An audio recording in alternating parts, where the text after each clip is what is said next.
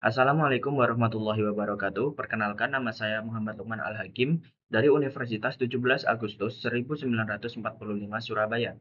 Saya merupakan peserta dari program Jarvis Camp Batch 7 Materi Networking and Security. Pada kesempatan kali ini, saya akan mendemonstrasikan mengenai tugas yang diberikan dan yang berjudul tugas STP, yakni bagaimana cara pemilihan blocking port pada standar Spanning Tree Protocol atau STP menggunakan topologi tiga buah switch yang saling terhubung. Jadi sebelum masuk ke dalam pembahasan blocking portnya, terlebih dahulu kita perlu memahami apa itu STP. Jadi STP atau Spanning Tree Protocol merupakan sebuah protokol pada jaringan layer 2 yang berfungsi untuk mencegah terjadinya looping ketika terdapat lebih dari satu jalur atau link redundan antar switch. Link redundan sebenarnya sangat diperlukan karena nantinya berfungsi sebagai jalur cadangan apabila salah satu linknya nanti mengalami gangguan. Ya, akan tetapi apabila semua jalur tersebut nantinya aktif secara bersamaan tanpa adanya protokol STP ini, maka frame akan terus berputar di dalam jaringan sehingga dapat menyebabkan broadcast storm atau MAC address flapping dan gangguan komunikasi antar perangkat. Oleh karena itu, STP akan memilih satu jalur terbaik dan memblokir jalur lainnya agar jaringan tetap stabil.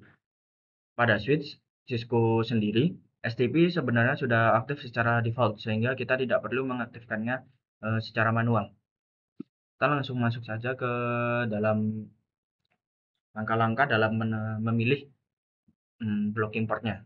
Jadi yang pertama, kita perlu mengetahui terlebih dahulu yang mana switch yang menjadi root bridge-nya. Jadi sekarang kita masuk ke proses pemilihan blocking port. Jadi langkah yang pertama yang dilakukan STP adalah memilih root bridge terlebih dahulu. Switch yang menjadi root bridge terlebih dahulu. Root bridge dapat diibaratkan sebagai pusat atau pemimpin dalam topologi STP. Semua switch akan mencari siapa yang menjadi root bridge terlebih dahulu. Nah, root bridge sendiri dipilih berdasarkan bridge ID, di mana bridge ID ini terdiri dari dua bagian, yaitu ada priority dan MAC address. Secara default, seluruh switch Cisco ini memiliki nilai priority sebesar 32768. Karena nilai priority-nya nantinya semuanya sama, maka kita pilih cara yang kedua, yakni STP akan membandingkan MAC address antar perangkat. Switch yang memiliki MAC address paling kecil nantinya akan terpilih menjadi root bridge. Setelah root bridge terpilih, seluruh port yang berada pada root bridge akan menjadi designated port sehingga semua port tersebut berada dalam kondisi forwarding dan tidak akan mengalami blocking. Di sini kita bisa lihat ada 3 switch dan ini saya sudah salin semua MAC address-nya. Di sini untuk octet jadi kita bisa menentukan switch mana yang akan menjadi root bridge-nya dengan cara mengetahui priority dan MAC address-nya. Kebetulan di sini dalam settingan Cisco semua priority antar perangkatnya itu sama, jadi kita tentukan lewat MAC address antar perangkatnya. Kita cari yang paling kecil. Di sini oktet pertamanya semua sama, maka dari itu kita beralih ke oktet yang kedua untuk membandingkan. Di sini diketahui dari switch 3 adalah 90 oktet keduanya, dan di sini switch 4-nya ada 0A, di mana 0A ini adalah 10, ya 10, dan yang eh, switch 5 ini adalah 2. Jadi otomatis kita bisa dapat simpulkan bahwa eh, switch yang menjadi root bridge adalah switch 5 ini karena dia MAC address-nya yang paling kecil. Dan otomatis jalur yang mengarah ke switch lainnya dia menjadi atau semua port yang ada di switch 5 ini menjadi itu tadi apa? Designated port. Nah, seperti itu. Selanjutnya setiap switch yang bukan root bridge ini akan memilih satu jalur terbaik menuju root, root bridge. Itu bisa juga ditentukan dari cost-nya. Switch yang memiliki jadi karena nilai maaf, bentar. Jadi nantinya jalur terbaik itu nanti disebut sebagai root port. Nah, root port atau RP.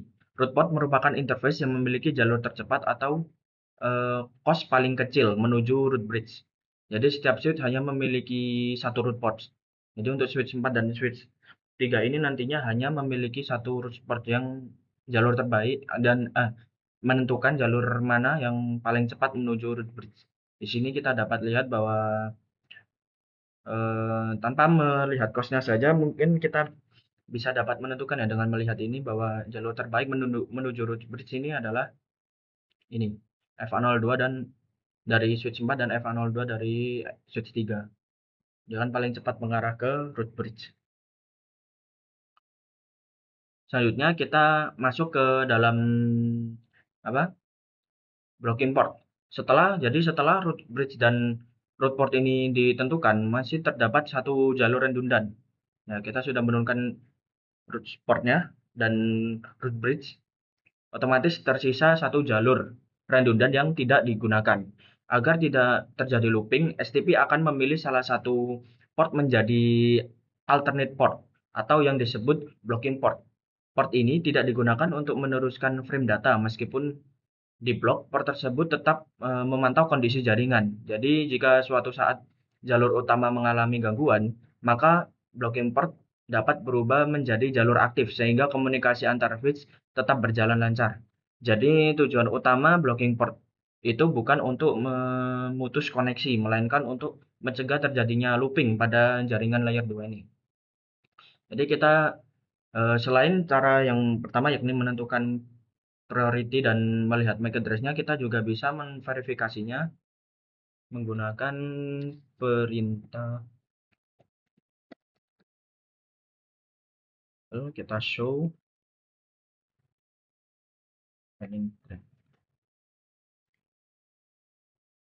Nah, dengan perintah ini saja kita bisa mengetahui secara langsung mana switch yang menjadi root bridge dan mana yang menjadi root port dan mana yang menjadi alternate dengan perintah ini. Jadi dari hasil output yang kita dapat dari switch 5 ini, informasi mengenai root bridge ID, priority, dan serta cost menuju root bridge. Itu adalah informasi yang kita dapatkan. Jadi apabila pada switch nanti muncul tulisan this bridge is the root, berarti switch tersebut merupakan root bridge. Kemudian kita juga dapat melihat port mana yang berstatus root port, designated port, dan alternate port atau blocking port. Ya, blocking port ini nantinya blocking port inilah yang berfungsi menghentikan jalur redundan agar tidak terjadi looping pada jaringan. Jadi kita bisa dilihat di sini di mana switch 5 ini merupakan root bridge sehingga jalur-jalur menuju switch lainnya atau port-portnya diubah menjadi designated port. Dan kita juga bisa lakukan di sini juga.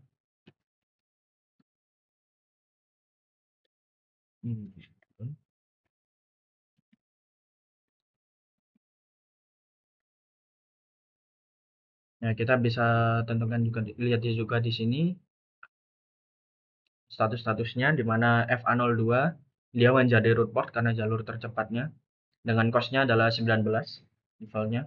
Nantinya kita juga bisa ganti tapi saya tidak menjelaskan karena di sini hanya disuruh untuk menjelaskan cara menentukan blocking port. Dan di sini FA1 otomatis menjadi designated port.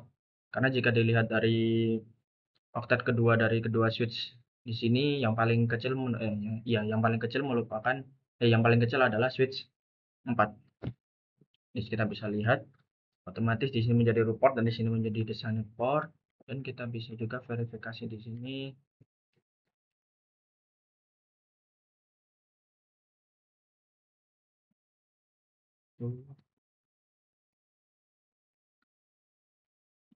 Nah, di sini juga kita bisa lihat untuk FA01 yang mengarah ke switch 4 dia menjadi alternative port dan FA02 dia menjadi root port.